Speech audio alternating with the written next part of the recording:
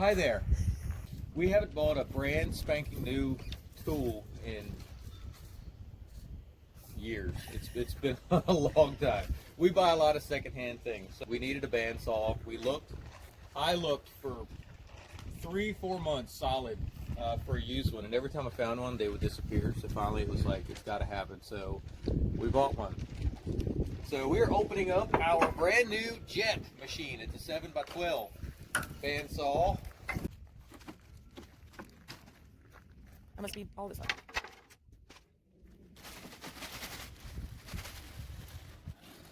Great.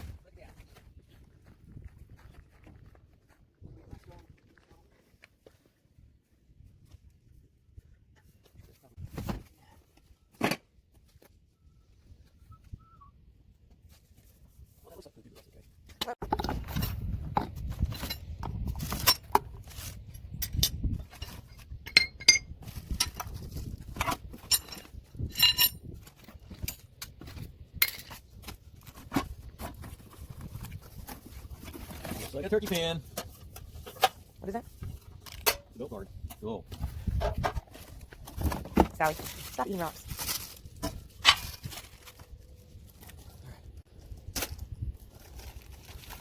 Is that a man opening instructions?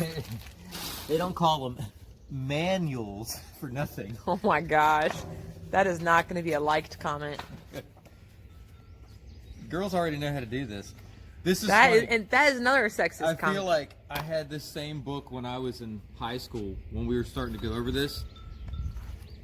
And it totally feels exactly like that. I'm like, wait a minute, this stuff looks so familiar. It looks like your textbook. Like Yeah. Yeah. This is actually cool. It's great for me to be able to teach my kids. Yes. Read the book, okay? Here. That's just there to keep it informed. Yep. Oh look, after removal of shipping strap, the cutting head, the stop bolt must be reinstalled and adjusted. Okay. Okay, so looking at this thing, seeing it in person and seeing it in a magazine, it's kind of cool. So I'm looking at, it actually looks really nice for what it is. So it's got a coolant pump, kind of nice. Never had one of those. Never really cared much about it.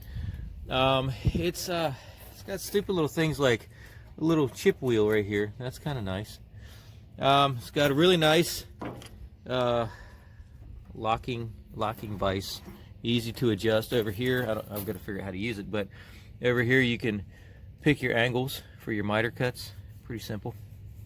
But I like it because this one, I spent another extra $100 to get the deluxe model so that it had toolless vise adjustments, so I don't have to throw a wrench on everything.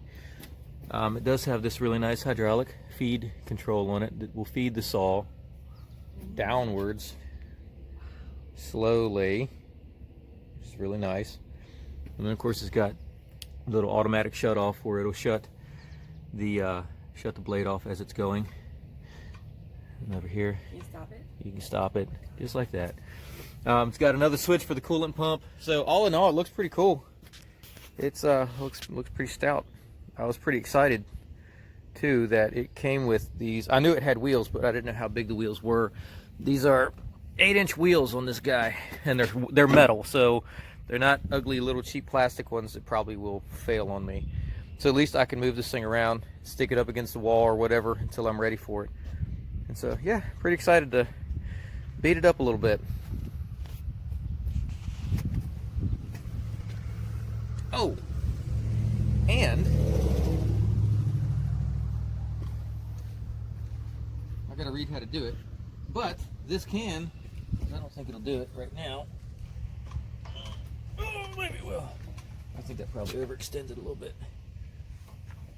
So there's the on-off switch right there. This thing, I'm assuming that you have to disconnect the cylinder completely to do it, but you can set this thing up all the way and turn it into a small vertical bandsaw. So it comes with a little cutting plate, kind of flimsy, kind of cheap.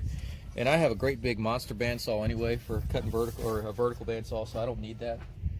But pretty nice. Pretty excited. Okay, so digging around, I read this online one time where a guy said he bought it, and he said, well, at least there's some kind of quality control.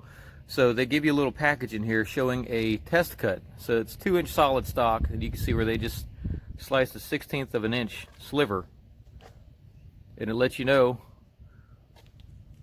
what the actual size was. So it's 0.20 millimeters. So if you look at it, if I were to put a micrometer on it, that's probably what I would get. But it looks like a very straight cut. What do you think, Sally? She wants to play. Okay, so knowing what kind of work I do with my bandsaw, right out of the gate, it's got a Lennox blade on it, which is really nice quality, but it's very, very coarse. So for me and for my usage, I'm going to go ahead and get a blade that better suits my needs. But aside from that, beautiful. I'm excited to start cutting.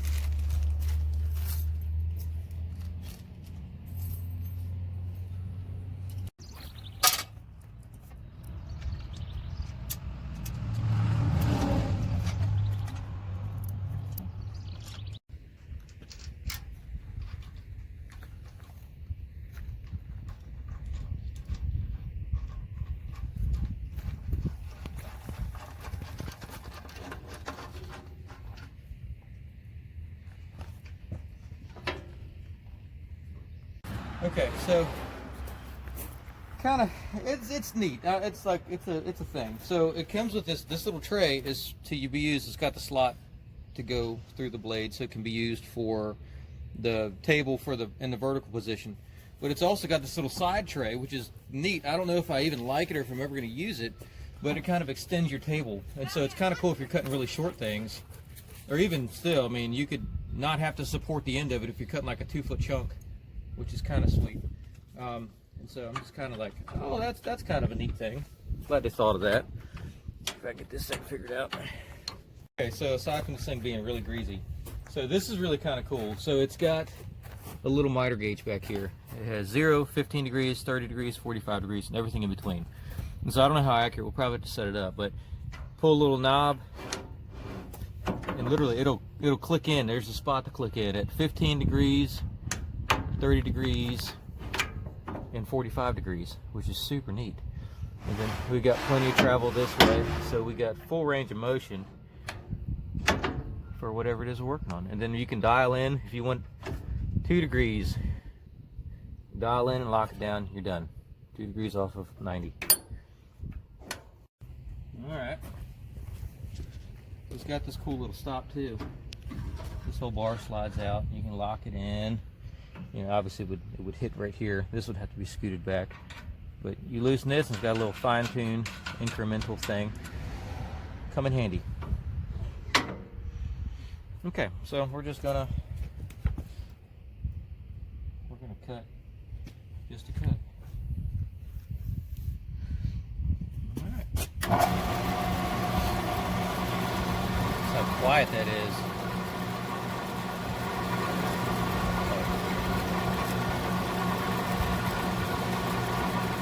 So this is gonna help me right here.